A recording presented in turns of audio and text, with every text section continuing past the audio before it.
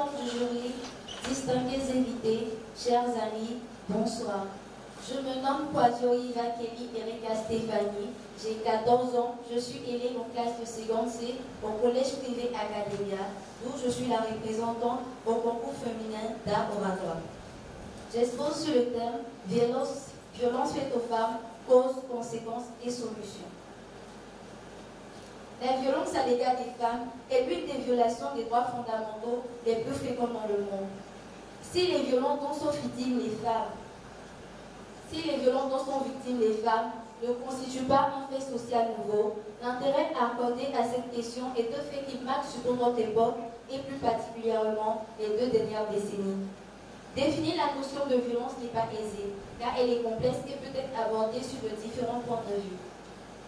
Les Nations Unies définissent la violence à l'égard des femmes comme tout acte de violence dirigé contre le sexe féminin et causant ou pouvant causer des préjudices ou des souffrances physiques, sexuelles ou psychologiques, y compris la menace de tels actes, la contrainte ou la privation arbitraire de liberté, que ce soit dans la vie publique ou privée.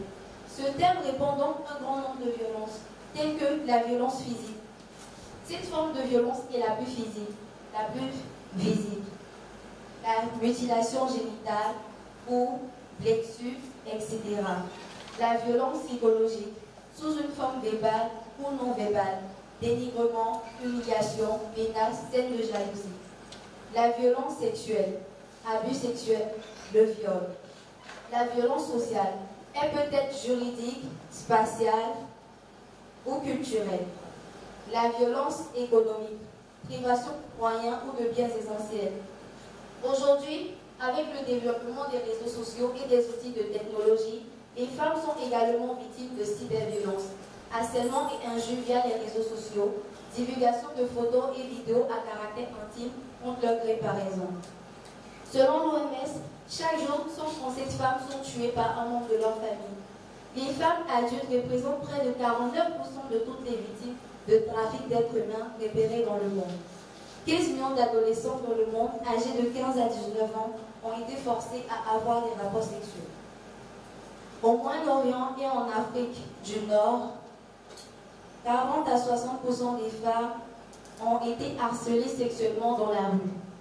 En Côte d'Ivoire, le nombre de violences basées sur le genre sont les suivantes. 3061 cas en 2016, 2849 cas en 2017, 2522 cas en 2018, dont 315 cas à Abidjan. Le ministère de la Femme et des Affaires sociales a entrepris une série d'études. Ces études ont démontré que les causes des violences faites aux femmes sont diverses et trouvent souvent leur explication au niveau institutionnel et culturel. Dans mon exposé, j'évoquerai les causes de ce phénomène. Ensuite, je parlerai de ses multiples conséquences et enfin, je proposerai des solutions. La violence exercée sur les femmes se présente sous diverses formes. Les plus connues sont les violences conjugales. L'OMS a réussi à lister une série d'événements responsables de la violence conjugale. En voici des exemples. Ne pas obéir à l'homme, ne pas bien s'occuper des enfants ou du foyer, ne pas préparer le repas à temps. D'autres facteurs comme la consommation de l'alcool, la pauvreté familiale, les troubles de la personnalité, faible niveau d'instruction de la femme et pour l'auteur, faible accès aux femmes à un emploi rémunéré, grande disparité de sexe, exposition à la maltraitance pendant l'enfance. La violence à l'égard des femmes influe sur la santé et le bien-être. Sur la santé physique, somatisation, troubles gastro-intestinaux, syndrome de douleur chronique, la mort. Sur la santé psychologique et mentale, dépression, abus de substances, troubles de sommeil, troubles alimentaires, tentative de suicide. Sur la santé sexuelle, dysfonction sexuelle, troubles gynécologiques. Sur l'enfant, les enfants qui grandissent dans un cadre où sévit la violence peuvent souffrir de toute une série de troubles comportementaux et émotionnels. La question de la violence à l'égard des femmes est l'une des préoccupations internationales et les gouvernements sont invités à mettre en place des stratégies et des plans d'action pour y remédier. À ce TV, l'intervention de nombreux acteurs travaillant en concert au niveau communautaire est nécessaire pour en venir à bout de ce fléau. Les mesures doivent être prises pour sensibiliser les hommes, rendre la femme plus autonome.